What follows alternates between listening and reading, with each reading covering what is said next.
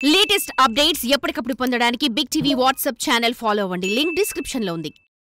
ఈ అనంత విశ్వంలో మనిషి ఛేదించలేని రహస్యాలు, అంతుపట్టని మిస్టరీలు ఎన్నో ఉన్నాయి. అలాంటి వాటిలో యతి కూడా ఒకటి. విదేశీయులు యతిని బిగ్ ఫుట్ అని పిలుస్తుంటారు. హిందువులు తమ పురాణాల ప్రకారం యతి అంటే ఆంజనేయ స్వామి అని బలంగా నమ్ముతుంటారు. ఈ క్రమంలోనే తాజాగా భారతీయ ఆర్మీ తాము యతి పాదముద్రలను చూశామని చెప్పి దానికి సాక్ష్యంగా కొన్ని ఫోటోలను కూడా విడుదల చేయడంతో ఈ వార్త దేశవ్యాప్తంగా పెద్ద సెన్సేషన్ గా మారిపోయింది. అయితే అసలు భారతీయ ఆర్మీ నిజంగా చూసింది యతి పాదముద్రలేనా? అసలు నిజంగా యతి ఉన్నాడా?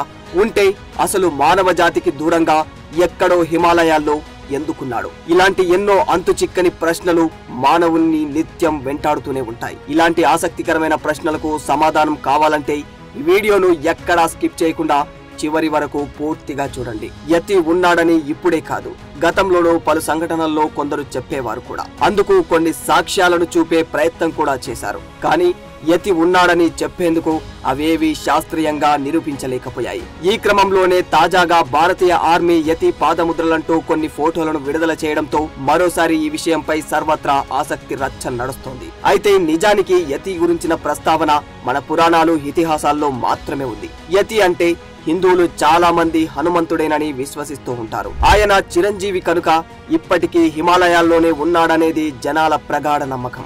రామరావణ యుద్ధం తర్వాత రాముడు సీతా సమేతుడై అయోధ్యకు వస్తాడు. కానీ రాముడు అయోధ్యకు వచ్చేసరికి జరగకూడని పరిణామాలెన్నో జరిగిపోతాయి. అంతేకాకుండా తనను ఎంతగానో ప్రేమించే తన తండ్రి కూడా కాలం చేశాడు. ఇవన్నీ రాముని హృదయాన్ని బరువెక్కించాయి. అయినా కూడా రాముడు కొంతకాలం అయోధ్యను స్వయంగా తానే పరిపాలించాడు. ఇక తనలో రోజురోజుకు మోయలేని భారాలు అన్ని రాముడిని ప్రశాంతంగా ఉండనివ్వలేదు. ఈ క్రమంలోనే రాముడు తన అవతారాన్ని చాలించాలనుకున్నాడు. కానీ ఈ విషయం తెలిస్తే హనుమంతుడు భరించలేడు. అందుకే రాముడు హనుమంతుడికి చెప్పా పెట్టకుండా అవతారాన్ని చాలించాడు.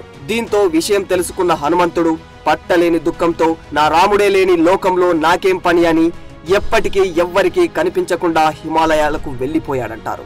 అప్పటి నుంచి హిమాలయ పరిసర ప్రాంతాల్లో ఎవరిని చూసినా భారీగా కనిపించిన ఏ జీవినైనా హనుమంతుడే అని నమ్ముతుంటారు భారతీయులు. ఇక యతి అనే వ్యక్తి నిజానికి నేపాల్ కు చెందిన ఒక పురాతన ఆటవిక తెగకు చెందిన వ్యక్తి అని అక్కడి వారు చెబుతున్నారు. వారినే మంచు మనుషులు అంటుంటారు. వీరు మనిషి కన్నా ఎత్తు ఎక్కువగా, చూసేందుకు కోతి ఆకారంలో ఉంటారట. సైబీరియా, తూర్పు ఆసియా దేశాల్లోని కొన్ని ప్రాంతాల్లోనూ ఉంటారని పలువురు చెబుతూ ఉంటారు. యతిని టిబెటియన్లు పెద్ద ఎలుగు మనిషి అని అంటుంటారు. నేపాల్లోని సెర్పాస్ అనే తెగకు చెందిన వారు యతిని క్యాటిల్ బేర్ అని పిలుస్తుంటారు. అంతేకాకుండా Himalayan brown bear, jungle man, snow man, man bear అనే పేర్లతో రకరకాల ప్రాంతం వారు రకరకాలుగా పిలుచుకుంటూ ఉంటారు. వాస్తవానికి యతి అనే పదం మనకు 1వ శతాబ్దంలోనే పరిచయమైందని చరిత్ర చెబుతోంది. నేపాల్ కు చెందిన సెర్పాస్ తెగవారు తొలిసారిగా యతిని గుర్తించారట. యతికి మొత్తం 4 కాళ్లు ఉంటాయి. కానీ 2 కాళ్లపై మనిషిలా అలవోకగా నడుస్తుంటాడట.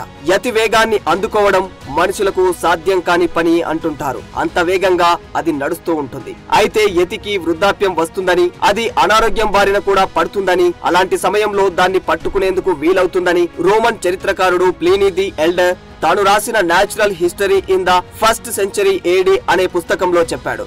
అలాగే యతి చాలా భయంకరంగా అరుస్తుందని, ఒళ్లంతా వెంట్రుకలు, నీలం రంగు కళ్ళు, కుక్కలను పోలి ఉండే దంతాలు దానికి ఉంటాయట. అదే విధంగా మరికొన్ని రకాల యతులకు ఒంటిపై వెంట్రుకలు బూడిద లేదా ఎరుపు రంగుల్లో ఉంటాయని చెబుతుంటారు. ఇక యతి ఉన్నాడా లేడా అనే విషయానికి వస్తే భారతీయ ఆర్మీనే కాదు, గతంలోనూ కొందరు ఇలాంటి ఫోటోలనే సాక్ష్యాలుగా చూపించారు. కొందరు యతి వెంట్రుకలు, చర్మం, గోళ్లు అంటూ కొన్ని సాక్ష్యాలను తెచ్చారు. కానీ అవి యతికి చెందినవేనని ఎవ్వరూ నిరూపించలేకపోయారు. అవన్నీ కూడా పలు జాతులకు చెందిన జంతువులవని తేలింది. ఇక భారత ఆర్మీ ఇప్పుడు తీసిన ఫోటోలను బట్టి చూస్తే వాటిని కూడా శాస్త్రీయంగా నిరూపించే వరకు యతి ఉన్నాడని నమ్మలేం.